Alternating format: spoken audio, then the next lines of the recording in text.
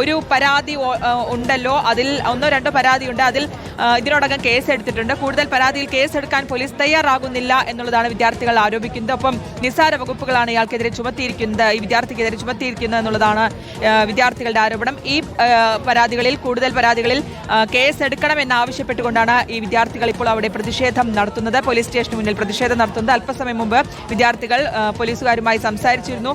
അപ്പോൾ അവരുടെ മൊഴി രേഖപ്പെടുത്താം എന്ന് ഇപ്പോൾ ഈ പ്രതിഷേധത്തിനൊടുവിൽ അവർക്ക് സമ്മതിക്കേണ്ടി വന്നിട്ടുണ്ടെന്നാണ് മനസ്സിലാക്കുന്നത്. അങ്ങനെ ഓരോരുത്തരെയും അകത്തേക്ക് കയറ്റിവിട്ട് ആ പരാതികൾ മൊഴിയെടുക്കാം എന്നുള്ളതാണ് ഇപ്പോൾ സമ്മതിച്ചിരിക്കുന്നതെന്നാണ് മനസ്സിലാക്കുന്നത്. അതിനിടയിൽ എന്തോ വീണ്ടും വിദ്യാർത്ഥികളെ പ്രകോപിപ്പിക്കുന്ന തരത്തിൽ എന്തോ സംഭവിച്ചിട്ടുണ്ടെന്ന് മനസ്സിലാക്കുന്നു. കാരണം കൂകി വിളിക്കുന്നതും കേൾക്കാം. അതിനിടയിൽ ആഷിനിലേക്ക് ഒന്ന് ഒരിക്കൽ കൂടി പോവുകയാണ്. ആഷിൻ, എന്താണ് ഇപ്പോൾ സംഭവിക്കുന്നതെന്നാണ് മനസ്സിലാക്കുന്നത്? ഈ ശക്തമായിട്ടുള്ളൊരു പ്രതിഷേധം അത് വിദ്യാർത്ഥികളുടെ കാണുന്നുണ്ട്. ഒരു ഗുരുതര സ്വഭാവമുള്ള കാര്യവും കൂടിയാണ്. അവർ ഉന്നയിക്കുന്ന ആരോപണങ്ങൾ വളരെ ഗൗരവമായിട്ടുള്ള കാര്യമാണ്. അതിൽ എന്തുകൊണ്ട് പരാതിയിൽ കേസ് എടുക്കുന്നില്ല എന്നുള്ള ചോദ്യത്തിന് എന്താണ് പോലീസിന് ഉത്തരമുള്ളത്?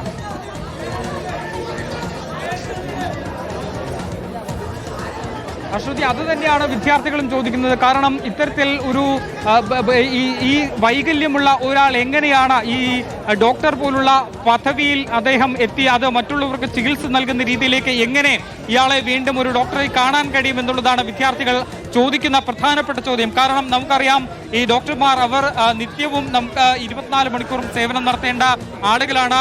യാതൊരു വിധത്തിലുമുള്ള ലാഭേച്ഛ പോലും നോക്കാതെ ആളുകളുടെ ആരോഗ്യത്തിന് വേണ്ടി പ്രയത്നിക്കേണ്ട ആളുകളാണ്. അപ്പോൾ ഇത്തരത്തിൽ മനോവൈകൃതമുള്ള ആളുകൾ ഈ പദവിയിലേക്ക് എത്തുമ്പോൾ അത് പല സ്ത്രീകളടക്കം ചികിത്സയ്ക്ക് വരുന്ന കൊച്ചുകുട്ടികളടക്കം ചികിത്സയ്ക്ക് വരുന്നതാണ്.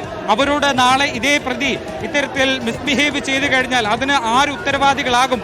ഇപ്പോഴേ ഇയാൾക്കെതിരെ കടുത്ത നടപടി സ്വീകരിക്കേണ്ടതില്ലേ എന്നുള്ള ന്യായമായ ചോദ്യമാണ് മെഡിക്കൽ വിദ്യാർത്ഥികൾ ഉന്നയിക്കുന്നത്. പക്ഷേ പോലീസാകട്ടെ ഇപ്പോഴും വിദ്യാർത്ഥികളുടെ പരാതിയിന്മേൽ കേൾക്കാൻ തയ്യാറായിട്ടില്ല എന്നുള്ളതാണ് ഈ വിദ്യാർത്ഥികൾ ആരോപിക്കുന്നത്. അതുകൊണ്ട് തന്നെ അകത്തേക്ക് ഓരോരുത്തരുടെയും പരാതികൾ രേഖപ്പെടുത്തുന്നതുവരെ ഈ സമരവുമായി ഇവിടെ തന്നെ നിൽക്കാനാണ്, ഈ പ്രതിഷേധവുമായി ഇവിടെ തന്നെ നിൽക്കാനാണ് മെഡിക്കൽ വിദ്യാർത്ഥികൾ MBBS 5ാം വർഷ വിദ്യാർത്ഥികൾ തീരുമാനിച്ചിട്ടുള്ളത് എന്നുള്ളതാണ്. 9 മണിയോട് തുടങ്ങിയ പ്രതിഷേധമാണ്. ഇപ്പോൾ ഈ സമയമായിട്ടും 11:30 ഏതാണ്ട് 2.5 മണിക്കൂറിലധികമാകുന്നു.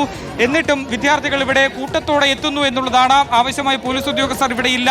ഏതാണ്ട് 100-150ഓളം വരുന്ന വിദ്യാർത്ഥികൾ ഇവിടെ തടിച്ചുകൂടി നിൽക്കുന്നുണ്ട്. അവർക്ക് നീതി ലഭിക്കണം, ന്യായം ലഭിക്കണം എന്നുള്ളതാണ് ഇവർ പറയുന്നത്. ഈ വിദ്യാർത്ഥികൾ ഉന്നയിക്കുന്ന കാര്യവും ന്യായം തന്നെയാണ്. കാരണം ഞാൻ നേരത്തെ സൂചിപ്പിച്ചതുപോലെ തന്നെ ഡോക്ടർ പോലുള്ള ഒരു ആൾ എങ്ങനെയാണ് ഇത്തരത്തിൽ വൈകൃതമുള്ള ഒരാളെ എങ്ങനെ ഈ ഒരു പദവിയിലേക്ക് ഇരുത്താൻ കഴിയും? കാരണം ഞാൻ നേരത്തെ സൂചിപ്പിച്ചതുപോലെ സ്ത്രീകളാണ് ഏറ്റവും കൂടുതൽ ചികിത്സയ്ക്ക് വേണ്ടി വരുന്നത്. അങ്ങനെയുള്ള ഈ വൈകൃതമുള്ള ആൾ സ്വന്തം അമ്മയുടെയും അതുപോലെ തന്നെ സഹോദരിയുടെയും ചിത്രങ്ങൾ പോലും മോർഫ് ചെയ്ത പോൺ സൈറ്റുകളിൽ അപ്ലോഡ് ചെയ്ത പണം വാങ്ങുന്ന ഒരാളെ എങ്ങനെ വിദ്യാർത്ഥികൾ ഉന്നയിക്കുന്ന ഇടതുവശത്ത് കാണുന്നതാണ്, സ്ക്രീനിൽ കാണുന്നതാണ് പ്രതി. ഈ വിദ്യാർത്ഥിയാണ്, MBBS വിദ്യാർത്ഥിയാണ്. MBBS വിദ്യാർത്ഥിയാണ് പിടികൂടിയിരിക്കുന്നത്. ഇയാൾക്കെതിരെ കൂടുതൽ പരാതികളുമായി വിദ്യാർത്ഥികൾ രംഗത്തെത്തിയിട്ടുണ്ട് എന്നുള്ളതാണ്. ആ പ്രതിഷേധമാണ് അവിടെ കാണുകയും ചെയ്യുന്നത്.